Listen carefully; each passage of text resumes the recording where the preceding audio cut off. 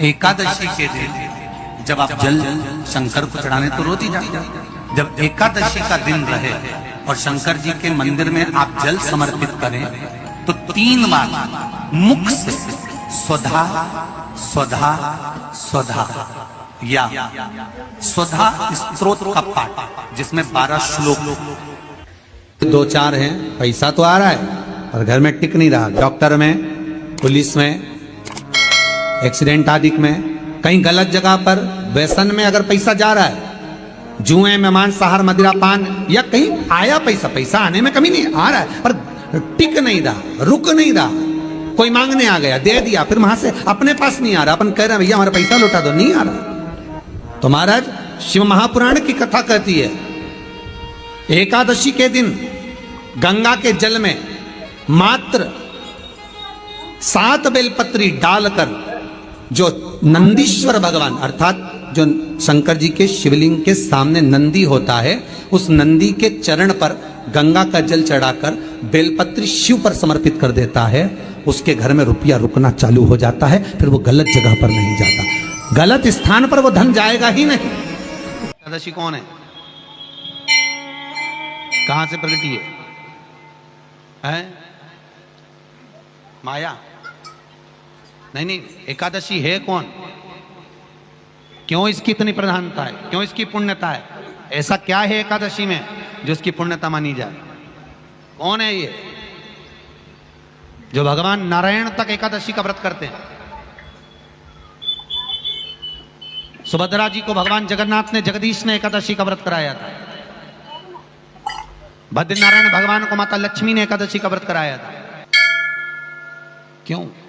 चंद्रायण एकादशी व्रत की माता। एकादशी है कौन? तो कहा जिसको व्रत करने पर भगवान नारायण भी जिसका व्रत करते हो, भगवान माता लक्ष्मी जिसका व्रत करती हो, वो एकादशी है कौन?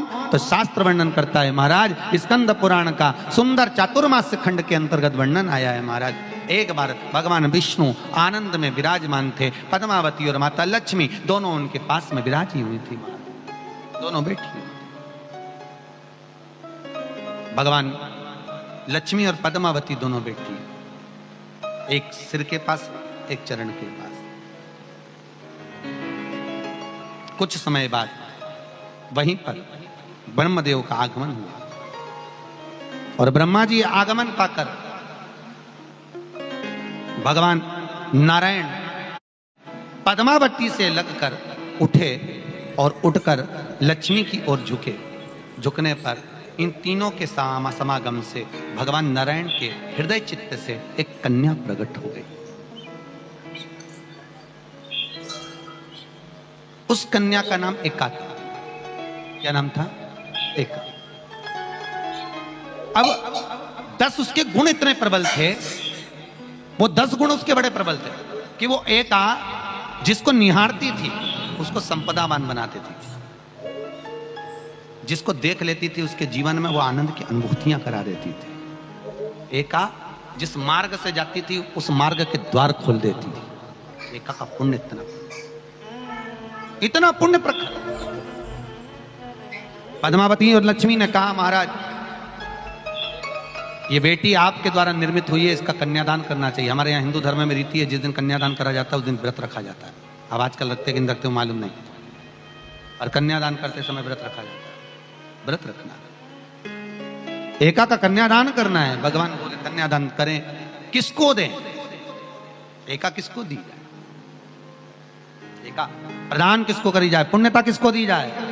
भगवान नारायण ने उसी समय लक्ष्मी और पद्मा से पूछा, तुम बताओ। पद्मा लक्ष्मी दोनों एका से पूछी, एका बताओ इसका पुण्य हम आपका हस्त कमल आपको प्रदान किसको करें, हम किसको दें? एका कहती है पिताजी, भगवान से कहती है नाथ कृपा करिएगा मेरे को, अगर प्रदान करना चाहती हो, अगर मुझे देना चाहते हो तो एक काम करो, एक काम करो। यदि आप देना चाहते हो तो भगवान एक काम, माता ने कहा कि पिताजी अगर कुछ देना चाहते हो तो ऐसी कृपा करो, संसार के मनुष्य अगर मृत्यु लोक में आकर के अंदर 2 एकादशी का भी पुण्य भाग अगर ग्रहण करते हैं तो ये एका उनकी होती है और वैकुंठ का राह खोल देती है। इनके जाने से पहले अगर मैं प्रवेश करती हुई जाऊंगी और इनके मार्ग को सुलभ बनाती हुई जाऊंगी। वो 10 गुण के कारण एकादशी। दो चीजों को याद रखिए, गौदान और एकादशी। श्रीमद् वल्लभाचार्य जी ने मायावत का खंडन करा था जगन्नाथपुरी में, और श्रीमद् वल्लभाचार्य जी ने कहा था एकादशी मरने के बाद मत दो, एकादशी जीते जी दो। कहा था कि नहीं कहा था? जीते जी दान करिए। इसलिए जगदीश में, जगन्नाथपुरी में एकादशी उल्टी लटकी हुई है। करें अपने दर्शक, जगदीश में एकादशी को उल्टा लटकाया। क्यों? क्योंकि वल्लभ ने कहा कि एकादशी जीते जी दो। कई पंडितों कहते हैं तुम्हारे दादाजी मर गए, जब 12वें का दिन होता है ना तो पंडित जी संकल्प छुड़ाते हैं, दो एकादशी। बड़े बेटे ने 5 दे दी, छोटी बहू ने 3 दे दी, उसने 2 दे दी, उसने 2 दे दी। तो क्या तुम्हारे दादाजी भिखारी थे जो तुम्हारी एकादशियां लेकर जाएंगे? और तुम कौन होते हो दादाजी को एकादशी देने वाले? तुमने कौन सा इतने पुण्य कर लिए जो तुमने एकादशी दे दी? एकादशी के दान की महत्वता श्रीमद् वल्लभाचार्य जी ने कहा कि कोई व्यक्ति अगर खटिया पर सड़ रहा है, पलंग पर तड़प रहा है, हॉस्पिटल में पड़ा हुआ है, तो निवेदन है कि उसको देखने जाओ तो अपनी करी हुई एकादशी में से 2 एकादशी का दान उसको तुरंत दे दो। क्यों? तो जिससे उसको मोक्ष मिल जाए, मरने के बाद नहीं। क्योंकि मरने के बाद तो वो 10वें के दिन, गरुड़ पुराण में लिखा है 10 दिन तक जीवात्मा घर की अटारी पे रहती है। कितने दिन? 10 दिन। 10 दिन के बाद जीवात्मा चली जाती है। कहां जाती है? उसको जहां जाना है। 3 दिन में उसको भोग भोगना पड़ता है जीवात्मा को। 3 दिन नरक का भोग भोगती है, उसके बाद स्वर्ग का भोग भोगती है। 18 दिन में ये प्रोसेस पूरी हो जाती है। कितने दिन? 18 दिन। 18 दिन के बाद में उस जीवात्मा को धान के खेत में पटका जाता है। किसके खेत में? धान के, चावल के खेत में। इसलिए कहते हैं एकादशी के दिन चावल मत खाओ। कहते कि नहीं कहते? और क्या कहते हैं? द्वादशी के दिन चावल खाना जरूरी है। एकादशी का पालना करना है तो द्वादशी को चावल का 1 ग्रास खाओ, तब द्वादशी को चावल खाओगे तो एकादशी लगेगी। चावल नहीं खाओगे तो एकादशी नहीं लगेगी। द्वादशी को चावल खाना जरूरी है। क्यों कहते हैं? क्योंकि धान के खेत में जीव को छोड़ा जाता है, उस धान के खेत में, चावल के खेत में जीवात्मा रहती है। उसको चिड़िया खाती है तो चिड़िया के रूप में जन्म लेता है, मनुष्य खाता है तो मनुष्य के रूप में जन्म लेता है। इसलिए एकादशी के दिन चावल नहीं खाया जाता, क्योंकि एकादशी के दिन हम चावल खाएंगे तो जीव हत्या का दोष लग जाएगा। फिर कब खाना है? द्वादशी के दिन। द्वादशी के दिन क्यों खाया जाता है? क्योंकि हम एकादशी के व्रत करे रहते हैं, और पहला घासा जब चावल का खाते हैं तो अपनी करी हुई एकादशी का पुण्य, जितने जीव हमारे मुंह में जाते हैं उनको उसका पुण्य मिल जाता है, और उनका फिर जन्म नहीं होता, वो तर जाते हैं, उनको एकादशी का भाग मिल जाता है। इसलिए कहते हैं एकादशी को चावल मत खाओ, पर द्वादशी को। शमी के वृक्ष, बेलपत्र का वृक्ष, उसके नीचे की मिट्टी हो, उसके नीचे की रज हो, वो भी औषधि का कार्य करती है। जब किसी व्यक्ति को यूरिन से जुड़ी हुई प्रॉब्लम हो जाती है, उसको जब यूरिन से जुड़ा हुआ बहुत बड़ा रोग उत्पन्न हो जाता है, यूरिन नहीं आती है, या यूरिन रुक जाती है, या यूरिन उसकी निकलती ही नहीं, बाथरूम आती ही नहीं, उसको बहुत रुक रुक कर आती है, या बाथरूम पूर्ण तरह से नहीं आती, तो उसको करा क्या जाता है? उसको जाओ शमी का वृक्ष, शमी के वृक्ष की नीचे की मिट्टी लाओ, शमी के वृक्ष की पत्ती लाओ, बाबा देवादिदेव महादेव का अवधूतेश्वर नाम लेकर उसको अच्छा मिट्टी के साथ शमी की पत्ती को मल लो, थोड़ा गीला कर कर नाभि के नीचे उसको लगा लो। 5 मिनट के अंदर अच्छे से, कितनी भी यूरिन रुक रही हो पर यूरिन निकलना प्रारंभ हो जाती है। उसको किसी चीज की जरूरत नहीं पड़ती, 5 मिनट लगता है बस, और 5 मिनट में यूरिन आना प्रारंभ हो जाता है।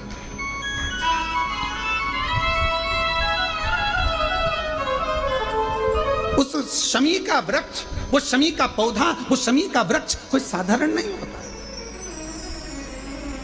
कहने वाले कह दिए शमी का पौधा यहां मत लगाना, शमी का पौधा वहां मत लगाना, शमी का पौधा, बेलपत्री का पौधा यहां मत लगाना, बेलपत्री का पौधा वहां मत लगाना, बेलपत्र को यहां मत लगाना। अरे भाई,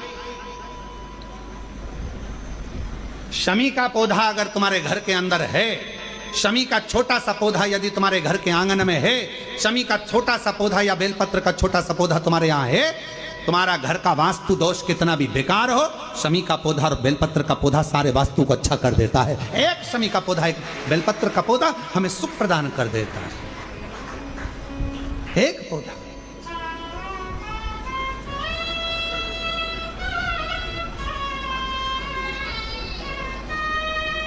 उस शमी के पौधे को ना पहचान रहे लोग, उस बेलपत्र के पौधे को ना पहचान रहे लोग। पर एक निवेदन आपसे और है, अगर तुम्हारे गांव में, तुम्हारे नगर में, तुम्हारे शहर में, तुम्हारी कॉलोनी में, तुम्हारी सोसाइटी में शमी का पौधा हो, बेलपत्र का पौधा हो, बड़ का पौधा हो, पीपल का पौधा हो, चाहे आंवले का पौधा हो, किसी भी पौधे में आप कोई भी जैसे दही चढ़ा देते हो, दूध चढ़ा देते हो, या कोई ऐसा इत्र चढ़ा देते हो, निवेदन है आप अपने आसपास के बड़े बड़े पौधे में ये कोई भी चीज ना चढ़ाएं। कोई महाराज कितना भी बताए, पर उस पौधे के अंदर आप केवल जल चढ़ाएं, केवल जल।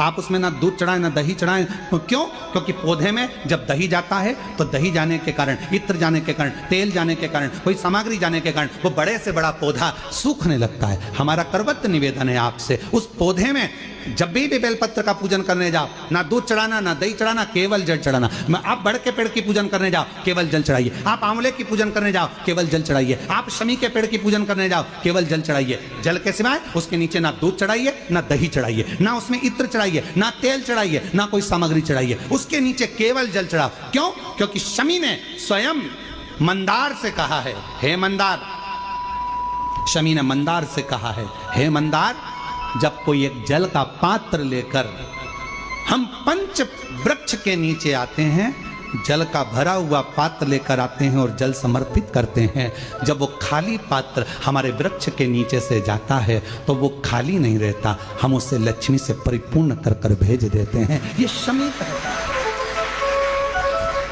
अब ना जाने तुमको कौन कह देता है कि उसमें दूध चढ़ा दो, उसमें तुम्हें दही चढ़ा दो, उसमें ये चढ़ा दो, उसमें इत्र चढ़ा दो। किसी का कहना मत मानो, आप शिव महापुराण का कहना मानो। एक लोटा जल शमी के वृक्ष के नीचे चढ़ाओ, बेलपत्र के वृक्ष के नीचे चढ़ाओ, चाहे आप बड़े वृक्ष के नीचे चढ़ाओ, चाहे आप आंवले के वृक्ष के नीचे चढ़ाओ, चाहे पीपल के नीचे चढ़ाओ, पर जल चढ़ाओ। इसके सिवा कोई सामग्री। शंकर भगवान की कथा कहती है, मान लो यदि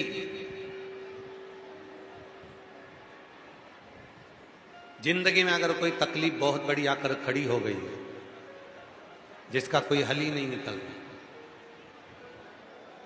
एक बेलपत्री लीजिए, अपनी हाथ की उल्टे हाथ की हथेली पर रख लीजिए, सीधे हाथ की हथेली से बेलपत्री को दबा दीजिए। शिव जी के मंदिर में कुछ देर मौन होकर बैठ जाए, जैसे सनकादि ऋषि बैठे हैं। चारों की चारों भाई सनकादि ऋषि शिव जी के मंदिर में मौन होकर बैठे हैं। एक हाथ से उन्होंने अपने हृदय को भाव से समाहित किया। ना शंकर भगवान कुछ बोले, ना सनकादि ऋषि कुछ बोले, और मन की संशय को मिटाना, मन की परेशानियों को मिटाना। हाथ रखो, एक बेलपत्र उल्टे हाथ पर रखकर सीधे हाथ से उसको दबाकर मौन होकर कुछ देर बैठी है। अपने मन में जो समस्या है उसका स्मरण करिए और शिव जी से अपने मन की बात कहकर श्री शिवाय नमस्तुभ्यम कहकर, ओम नमः शिवाय कहकर उस बेलपत्र को अशोक सुंदरी वाली जगह पर समर्पित कर दीजिए। अशोक सुंदरी वाली जगह तो मालूम है ना आपको, समझिए, देखिएगा जरा। ये शिवलिंग है, ये भगवान शंकर का शिवलिंग, ठीक है। ये जलाधारी, जहां पर भगवान शंकर का शिवलिंग रखा है, ये शिवलिंग, ये जलाधारी में सामने से पानी नीचे गिरता है। ये जल आप यहां चढ़ाओगे तो चारों तरफ घूमने के बाद ये उत्तर दिशा में चला जाता। राइट में गणेश जी का स्थान, लेफ्ट में कार्तिकेय जी का स्थान, बीच में अशोक सुंदरी का स्थान, बीच में अशोक सुंदरी का स्थान, बीच वाली जगह। और शिव जी को ये जो अपने मन का भाव कहकर मौन रहकर चुप रहकर आप जो बेलपत्र समर्पित कर रहे हैं, उसकी डंडी उत्तर की ओर मुख की हो और बेलपत्री अशोक सुंदरी वाली जगह पर समर्पित कर दो। 3 या 4 बार आप मौन होकर अपने मन की बात कहकर उल्टे हाथ में बेलपत्र रखकर सीधे हाथ से उसको दबाकर जब हृदय से शिव को अपने मन का भाव कहते हो, 5 या 7 दिन के अंदर उसका हल होना प्रारंभ हो जाता है। उसमें कहीं ना कहीं वो सुख का अनुभव देना प्रारंभ कर देता है। अब किसी ने पूछा एकादशी के दिन चावल चढ़ाए कि नहीं चढ़ाए, तो यहाँ तो सीधी सीधी बात है, यहाँ शास्त्र ये नहीं कहता कि भगवान को चावल नहीं चढ़ाना चाहिए। यहाँ शास्त्र कहता है आप शिव जी को चाहे एकादशी हो, चाहे द्वादशी हो, चाहे प्रदोष हो, चाहे पूर्णिमा हो, चाहे अमावस्या हो, चावल का दाना आप भगवान शिव को समर्पित कर सकते हो। और ज्यादा नहीं, शंकर कभी ये नहीं कहते कि मुझे बहुत सारा चढ़ा। शंकर जी की कथा कहती है कितना, मात्र एक चावल। एकादशी के दिन कोई वृक्ष की, कोई डाली की, कोई कोपल की कोई पत्ती ना तोड़ी जाए। क्यों? तो कहा अगर उस पत्ती को हम तोड़ देते हैं, वृक्ष की पत्ती को या क्यारे में लगी हुई कोई डाली की पत्ती को हम तोड़ देते हैं, तो एकादशी का पुण्य फल प्राप्त नहीं होता। एकादशी का कोई फल हमारे खाते में नहीं जाता, पुण्य फल प्राप्त। अब फिर जिस दिन आपकी एकादशी का व्रत हो, उस दिन प्रयास करिएगा कि अपने हाथ से किसी भी वृक्ष की कोई पत्ती टूटे ना। श्री शिवाय नमस्तुभ्यम। हर हर महादेव। पूज्य गुरु जी ने इस वीडियो में एकादशी के विशेष उपाय, नियम, कथा बताए हैं। वीडियो को अच्छे से देखकर समझकर इन उपायों को आपको अवश्य करने हैं। वीडियो अच्छी लगी तो like, share and subscribe, comment में श्री शिवाय नमस्तुभ्यम हर हर महादेव अवश्य लिख देना। जाते जाते चैनल को सब्सक्राइब अवश्य कर देना। जय श्री राम। हर हर महादेव। जय श्री महाकाल।